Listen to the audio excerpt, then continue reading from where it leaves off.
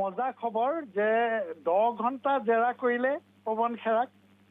খেৰাক যেনেকে মুখ্যমন্ত্ৰীয়ে কৈ ৰাখিছিলে যে আমি পৱন খেৰাকো পেৰা বনা দুংগা কেইবাবাৰো চাহৰ লগত পেৰা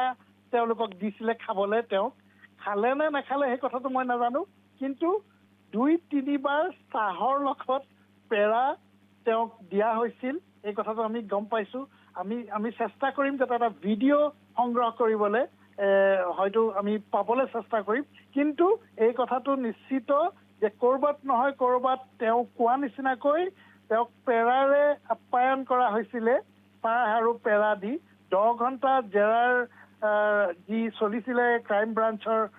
অফিচত তাতে তেওঁক 3-4 মান চাহ দিছিলে আৰু চাহৰ লগত প্ৰতিবাৰে চাহৰ লগত তেওঁক পেৰা দিছিলে আমি এই কথাটো সদৰি কৰিবলৈ পৰা নাই যে তেওঁ পেৰাটো খালে নে নাই খোৱা কিন্তু তেওঁক দিয়া হৈছিলে চ' এইটো এটা চিম্বলিক মানে যে তেওঁ যিখিনি কথা কৈছিলে যে আমি তেওঁক মাতি আনিম আহিব লাগিব আজি আহিলে কাইলৈ আজি 10 ঘণ্টা থাকিবলগীয়া হ'ল কাইলৈ পুনৰ ৰাতিপুৱা 9:30 বজাত মাতিছে হয়তো কাইলৈও 10 ঘণ্টা থাকিবলগীয়া হ'ব পাৰে চ' এটা কথা ঠিক কিন্তু তেওঁ ওলাই আহি পেলাই চাওক তেওঁ এবাৰৰ কাৰণেও ক'ব পৰা নাই যে মই যি অভিযোগ আনিছিলো অভিযোগবিলাক সত্য বা মোৰ লগত প্ৰমাণ আছে চ' দ্য ডিফাৰেন্স আপুনি সেই সাংবাদিক মেলৰ দৃশ্য চাওক তেওঁলোকৰ বডি লেংগুৱেজ চাওক য'ত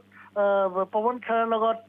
গৌৰৱ গগৈ আছিলে সেইদিনাখন তেওঁৰ বডি লেংগুৱেজ আৰু আজিৰ বডি লেংগুৱেজ চাওক যে কিমান পাৰ্থক্য আছে চ' আপুনি যেতিয়া নিউজ পঢ়িছিলে সেইদিনাখন আপুনি তেওঁৰ বডি লেংগুৱেজ আৰু আজিৰ বডি লেংগুৱেজ চাওক সেইদিনাখন তেওঁ কৈছিলে যে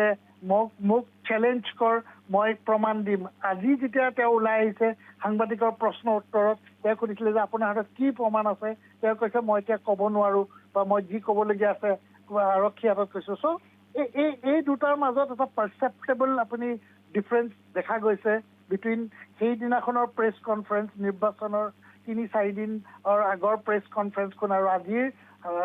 10 ঘণ্টা জেৰাৰ পৰা ওলাই অহাৰ পিছত চ' এই যোনটো কথা তেওঁ কৈছিলে যে পৱন খেৰাকো পেৰা বনা দুংগা সেই কথাটোৰ কৰবাত নহয় কৰবাত আজি ৰিফ্লেকশ্যন এটা পোৱা গৈছে যে তেওঁক পেৰা দি আপ্যায়ন কৰা হৈছে চ' আজিৰ দিনটোৰ বাকী কথা বাদ দিয়ক এই কথাটোৱে মই ভাবো আটাইতকৈ interesting part of this 10-hour long interrogation.